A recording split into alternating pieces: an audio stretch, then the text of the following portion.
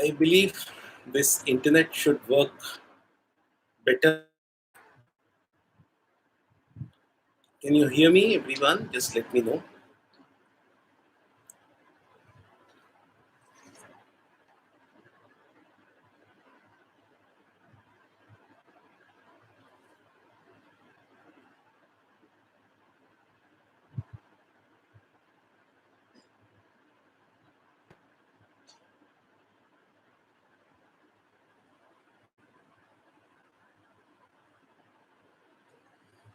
So, I hope all of you can hear me now.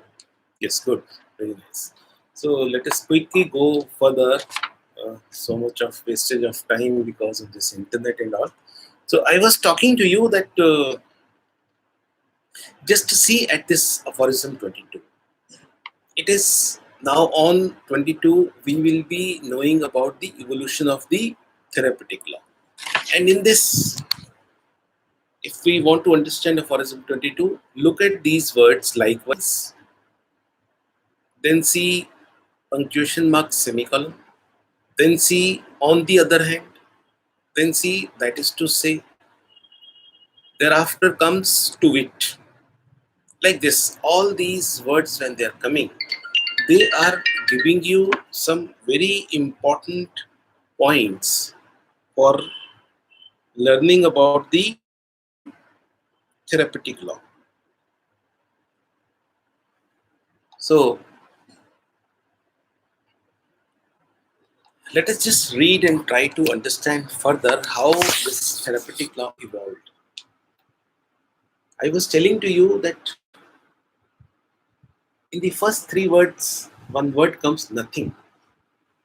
But as nothing is to be observed, then if you see in aphorism 21, third line, he says nothing in respect of knowing the power of medicine. And you see the aphorism 6, knowing about the patient as a unprejudiced observer, as a medical observer.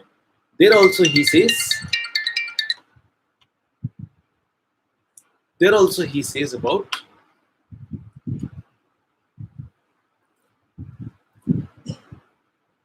nothing is to be observed in the patient.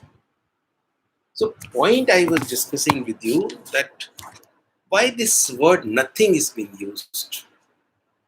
This is important to know. And it is quite consistent in all the three conceptual aspects when he is talking about the knowledge of disease, and in that knowing the signs and symptoms of the patient. He says nothing you should observe except the changes observable by the senses. In 21, he says nothing to be observed except the changes a medicine given to a healthy human being. Again, he says for the application of the therapeutic law, nothing is to be observed. Then what we understood in two, nothing to be observed in the patient except the changes, that is the signs and symptoms from the time he got sick. And then when he is talking about the drug proving, he told us changes. Now here he says, but as nothing is to be observed in diseases that must be removed in order to change them into health besides the totality of their signs and symptoms. So again, regarding the understanding of the disease, he is repeating, know it by signs and symptoms. And likewise, and similarly, medicines can show nothing. Again, the nothing word which he used in 21, 6, aphorism 6, can show nothing curative besides their tendency to produce morbid symptoms in the healthy persons. What it is going to produce morbid symptoms in the healthy is the curative power of the medicine, and to remove them in diseased person, and the same what it is producing in a healthy, it is going to remove that in a sick. Here it comes a one summary of the whole thing what we have discussed up to aphorism 21, right? It follows. Thereafter comes what? On the other hand, on the one hand, that medicines only become remedies and capable of annihilating disease. Medicine only become remedies and capable of healing, annihilating disease. Why? Why medicine become remedies? Because the medicinal substance, by exciting certain effects and symptoms, I mean to say, that is to say, means that I mean to say, by producing a certain artificial morbid state, removes and abrogates the symptoms already present. What we discussed before the semicolon, he has again elaborated the same in just very simple understanding. He elaborated the same, and then he says to wit. When you say to wit, wit means wit is a intellectual capacity to quickly understand something.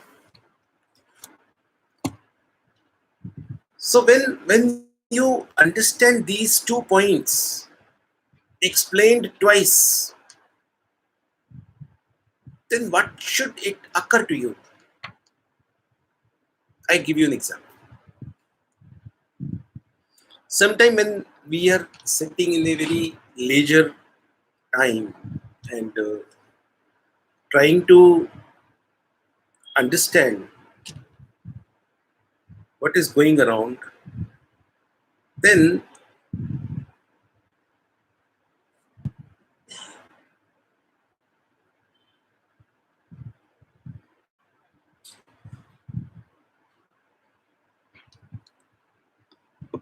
then somebody out of the lighter mood tries to crack a joke. It is generally seen in the whole group that generally all except one or two, they understand the joke and you need not to say laugh. You start laughing because you understood something. This is called wit. I hope this word meaning is very clear to you. So again, now before this wit, you read this lines again. It follows, on the other hand, that medicines only become remedies and capable of annihilating diseases because the medicinal substance, by exciting certain effects and symptoms, that is to say, by producing a certain artificial morbid state, removes and abrogates the symptoms already present. He's just saying, he's not mentioning that similar symptoms, he's not mentioning the opposite symptoms, he's not mentioning anything. He says you understand disease by noting signs and symptoms. You understand the power of medicine, noting the changes it's producing in the health. Then it follows what? A medicine becomes remedy by removing the signs and symptoms of the disease in the patient by its power of producing certain signs and symptoms. So he says that it is the play between the two powers. One is a natural power causing the natural diseases. Another is the medicinal power producing medicinal disease. And these two powers interacting, and in that interaction, disease goes away. Now, immediately to wit, he says, to wit, that immediate understanding comes how. This is all right, that after giving the medicine, the signs and symptoms go away.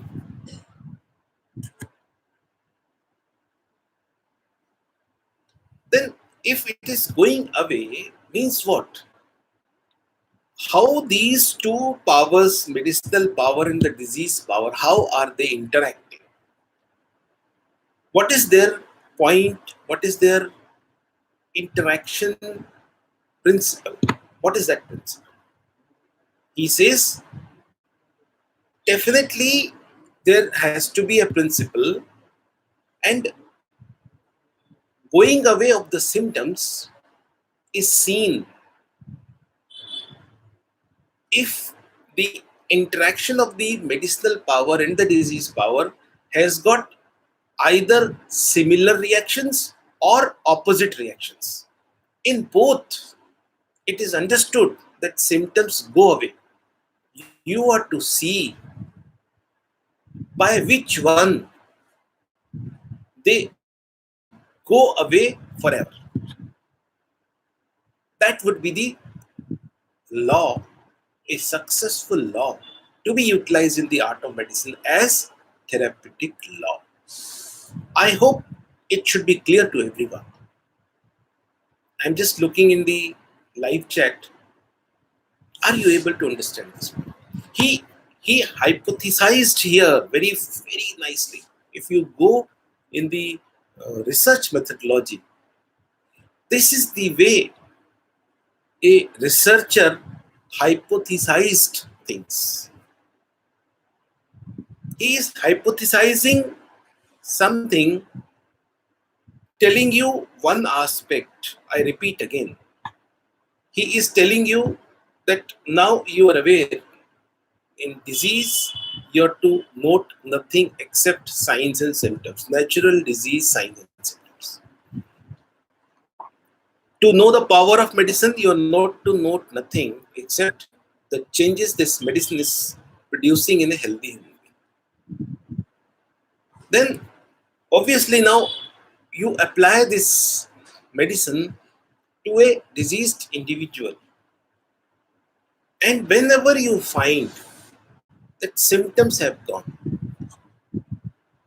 if you look at the relationship of the symptoms of both the powers, you find only two relationship. Either the relationship is similar or the relationship is opposite.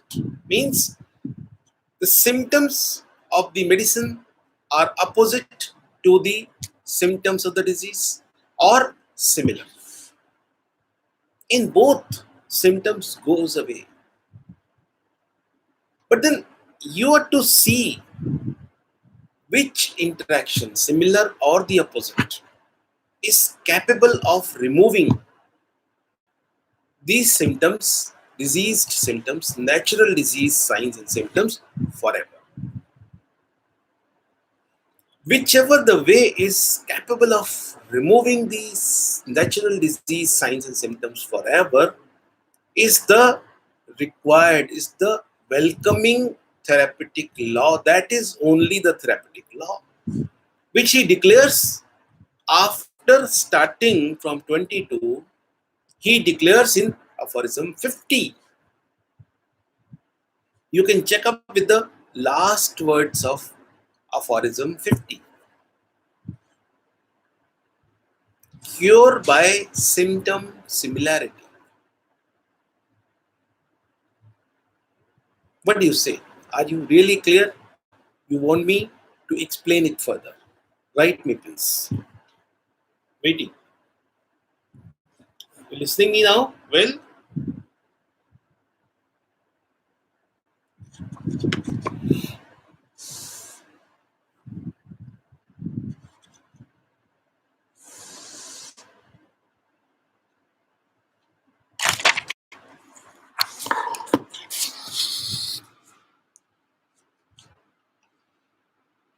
so you mean to say things are still not clear to everyone? I got only two reply. Devesh Kumar Singh, okay, good. Gifty, Pujapal, and others listening me or not? Am I clear? This aphorism 22 is a hypothesis.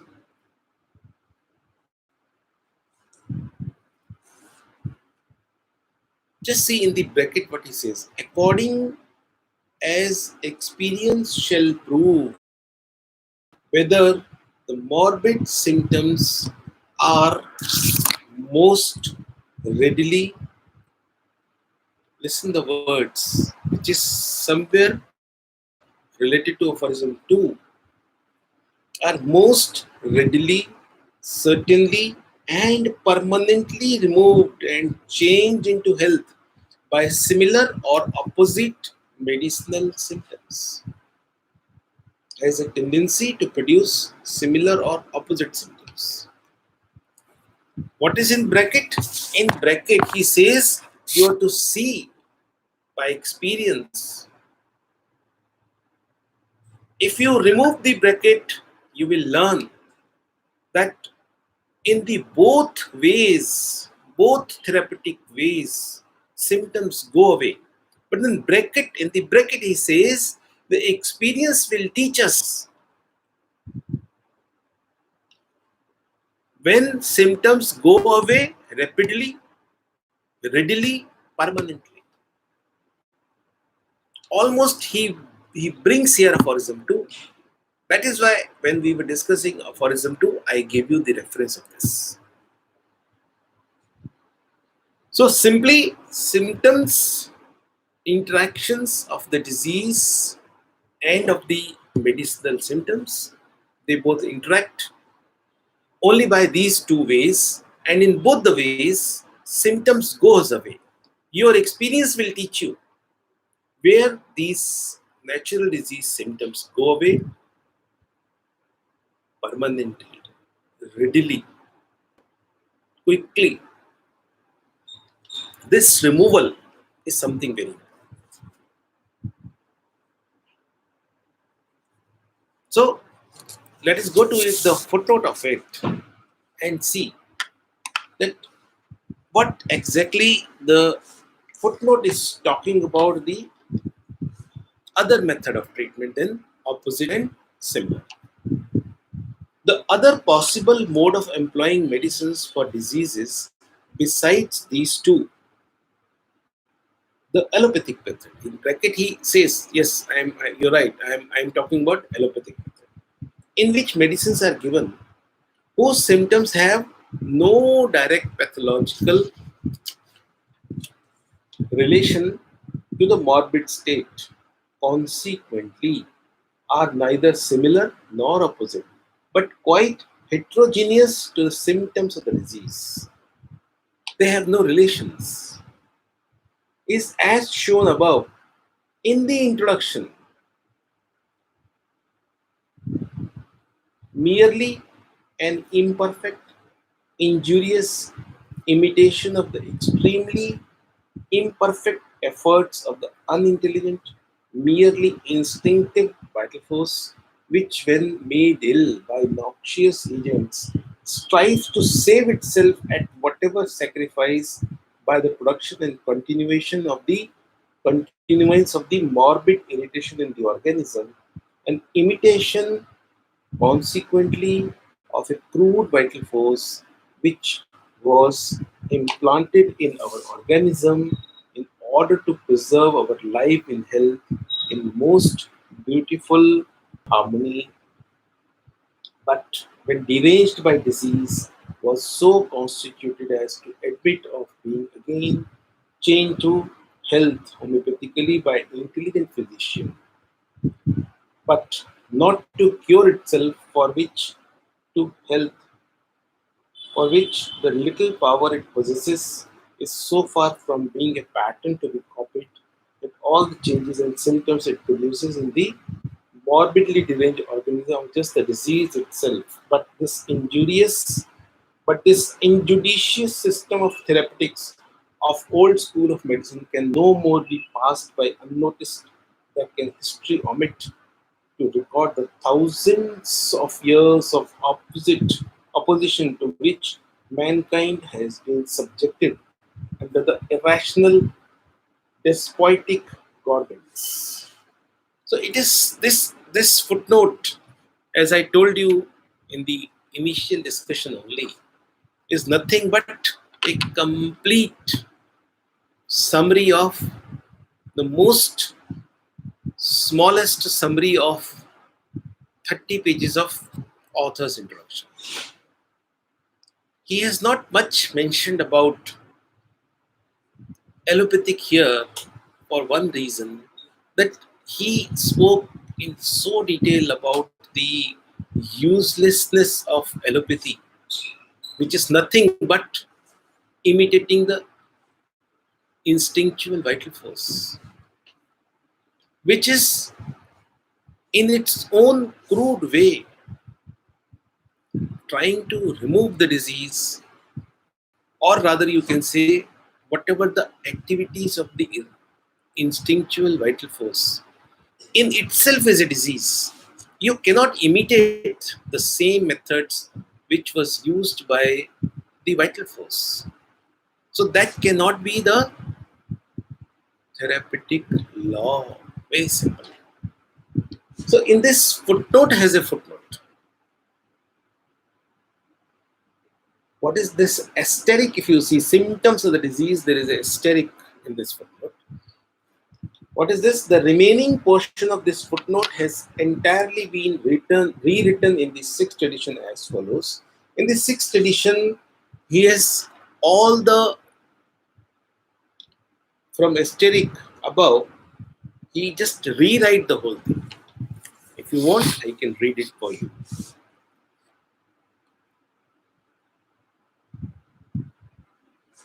This procedure plays, as I have shown elsewhere, an irresponsible, murderous game which the life of the patient by means of dangerous, violent medicines whose action is unknown and which are chosen on mere conjectures and given in large and frequent doses. Again, by means of painful operations intended to lead the disease to other regions and taking the strength and vital juices of the patient through evacuations above and below, sweat or salivation, but especially through squandering the irrepressible blood. Means, if you read the whole thing, he's giving you all those examples. Already we read in the author's introduction. If I just read the last para, for purposes of cure, the morbidly depressed vital energy possesses so little ability worthy of imitation, since all changes and symptoms produced by it in the organism are the disease itself. What intelligent physician would want to imitate it with the intention to heal if he did not thereby sacrifice his patient? He raised a question here. Completely removed all the strength, and now in this completely exhausted patient, completely exhausted vital force, nothing remained where much of the activity is shown by the vital force. Now this old school physician, this allopathic physician, has got nothing to imitate. And what is good he is going to do anymore by imitating the vital force? Only one thing is going to happen, that patient is going to die. So the whole of this footnote and footnote in the footnote, which is rewritten actually in the sixth edition, is nothing but a complete discussion which we have done in some 15 of the lectures. And I'm sure if you read it yourself, you will be able to understand it well. So I look forward that we today started with the therapeutic law, understanding of the therapeutic law with its complete evolution. And in the Aphorism 22, Hahnemann has hypothesized, saying very clearly, either this or that. Both are capable of sending the symptoms out. Law of similia and law of contraria. Both are capable of removing the symptoms. But what we need, that symptoms should not return. They must go away permanently. They must go away quickly. Such symptoms we need. And when we need such symptoms, such kind of therapeutic law, we are to see and judge by experience. Utilize them, not by reasoning. Let us not discuss on it. And he will be going further and further, elaborating all those experiments. He will be giving us the all details of everything which we are going to learn in the classes which is going to come in the next level. So let me know now, do you find any question here in this understanding of aphorism 22? See, it is the from 22 onwards. It's a longest spell. This is whole about the third point, the application of the therapeutic law. It covers the law on which medicine to be selected. It covers regarding the dose and all those modalities, and he is giving regarding these important point the conceptual part of it, the principles underlying it. All those underlying principles he is going to surface before us. Hence, we understand this. In the practical part 71 onwards, he will not be discussing any conceptual part. He will be only discussing the whole methodology of the practice. I'm sure all of you are able to really understand this aphorism 22. It is a very, very important aphorism to understand. Otherwise, what is going to happen? Only certain difficulties in the next coming aphorisms you will start raising. I wish these 30 minutes of lecture, which I am just completing now, all of you please listen it twice or thrice.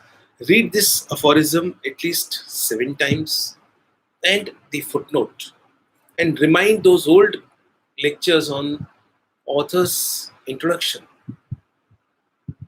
so that once you are now, when you are with all these together, understanding of all these together, things are going to be easy. You should be making a habit of considering the things together. See, this is not being taught to us in our schools, in our colleges, everywhere, even in society. We lost the understanding of taking things holistically. Rather, we learned taking things separately. We are in a practice reductionist now. Our approach is reductionist approach. When I say reductionist approach means when we just put things in parts and learn. We are in a habit all the time asking the question that whether virus is making us sick, or this weather is making us sick, or my immunity is making us sick. But the point is, the holistical watcher will see all these things together, because all these three important points, host, agent and environment, they are in all the time interactions. They are in jugalbandi. All the time their interaction going on. And in this interaction, we are, because of our short-sightedness, we only see one. Stop seeing this one. See all of them, all these three together, and try to see how they are interacting with each other constantly. They are in constant interaction. Don't see only one. At a given point of time, one may be little more powerful or the other one may be little less powerful. Hence, imbalance and disease occurs. When all the three are in perfect power, if balance is there, means the health is there. So stop seeing things separately in parts. Nothing is in parts in this universe. If you are able to take all these things in this manner, homeopathy is going to be very, very simple for you. So, my dear friends, just get hold of this aphorism and it's out. This is the, I must say, you might say that 21 aphorisms and rest of the, say, 50 aphorisms.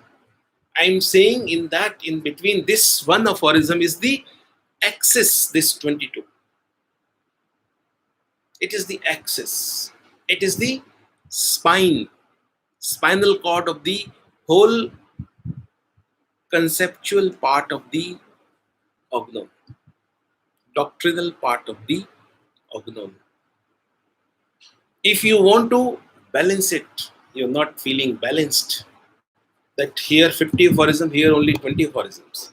So please add the author's introduction here with the 20 aphorisms. The author's introduction plus 20 aphorisms, then compare it with the 50 aphorisms. In between aphorism 22, it is the axis, the spinal cord of the whole conceptual part of the organon. And here, if you lose anything, it is going to be a difficulty for you to follow things properly. So I have gone very slow here, that if you all are able to understand aphorism 22, because understanding 22 means you understood the whole author's introduction, you understood the all ideal cure concept, you understand the blueprint of case checking, you understand the dynamic concept of disease, you understand the dynamic concept of power of medicine. This whole thing you understood.